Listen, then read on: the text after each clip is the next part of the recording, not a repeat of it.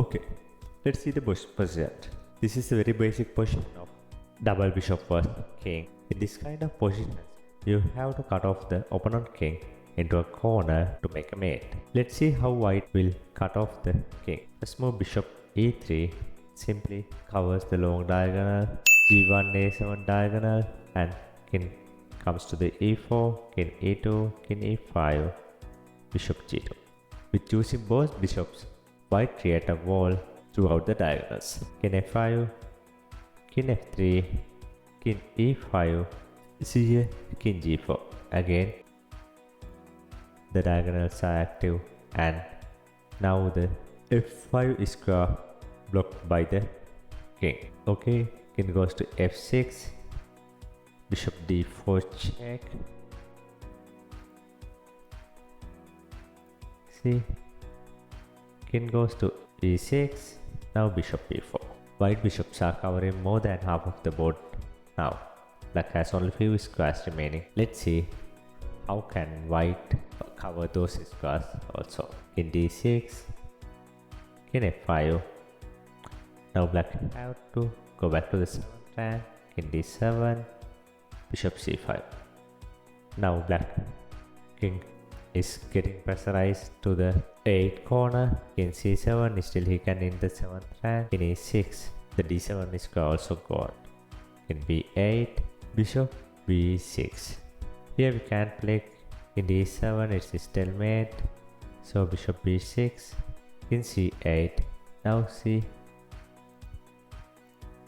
there is a barrier again.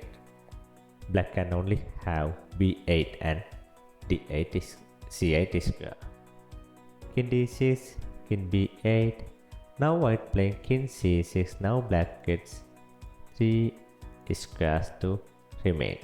King g8, bishop f5 check. Now king has to go b8. Now these 4 squares were covered by the white. Black has only remaining squares are a8 and b8. Okay, after king b8, bishop c5, making a tempo, king a8, king b6, king b8, the only move, bishop d6 check, king a8, bishop e4, checkmate. Okay, let's move into the most interesting position, bishop and knight. Basically, bishop and knight positions are some sort of harder than double bishop mate. But the thing is, we can create small walls with using bishop and knight with the aids of the king. So we will see how white creates walls and cut off the black king into the mate. And the other thing is, in this scenario, white can't mate in the opposite color of the bishop's square. If bishop is in light square, white have to cut off the black king into the white square corner. So that means black's main target is go into the dark square corner and remain there. Let's see. King e3, we will mark the covered squares. King e3, king d5, bishop e4 check, king c5, knight d3 check.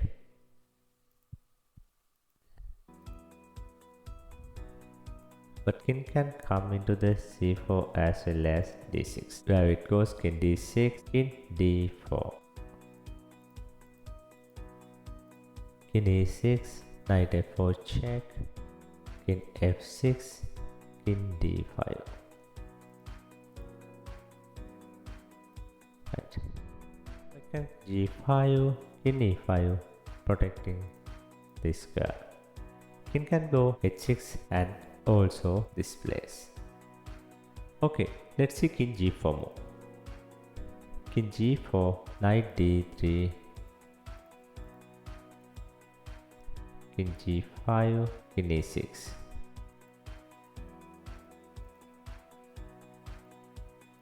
See, all squares covered. Now black can go to the dark square diagonal. That's why in here g4 is not the good move, because black target should be go into the h8 corner and remain as much as smooth possible. Okay, king g4, knight d3, king g5 covers. If king goes h6, now the king f6. Black has to come into the white corner. King h5 only move. Now knight e5.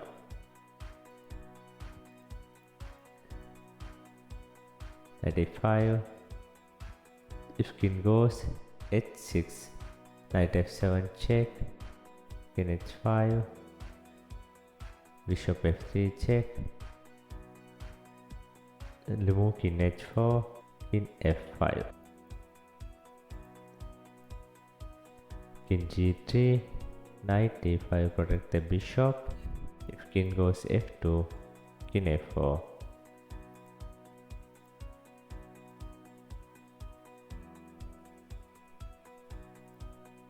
King can go e1, king e3, king f1. Knight goes g6 because these squares are covered. If king goes g1, king e2, king h2, here there's a wall, king can't go, king h3, black simply wasting a tempo. Bishop e2, king h2 only move. Now knight f4, this guy also blocked. King h1, here can do check. We haven't figured out yet how to give a check to this move. King g1 only square, knight h3 check. Only square go to the bishop f3 check. We will come to this position. King h6, knight g6, king g7. Next move, black can run away through the f2 square in order to protect that one. King h6, king g8, king f6. Only black has g8 and h7 squares. King h7. Now what white need is to bring the king into the light square corner. Bishop d5 is preventing the g8 square. King h6. Now only move is king h5. See the way white should defend here. Because king h5 next move, this guy is free, so that knight have to come e5, king h4. Now king f5. Even though king g3 comes, knight g4. King can go f3, bishop c4, it's blocking. Then somebody can think bishop can come here and give a check, but that's a blunder because can simply run away from this diagonal e2. So that first of all, white have to block the e2 square. King g3, bishop e2. Again there is a wall. King h4, king f4. King h5, bishop d3. Look in this square, king h4, now bishop g6. The only move is king h3, knight e3. King can go h4, knight g2 check. The only move, king h3, king f3. Now black has only 3 squares remaining. After king f2, king f2. King can go h3, bishop f5 check. Now white can go only h2 and h1. King h2, bishop g4, tempo down.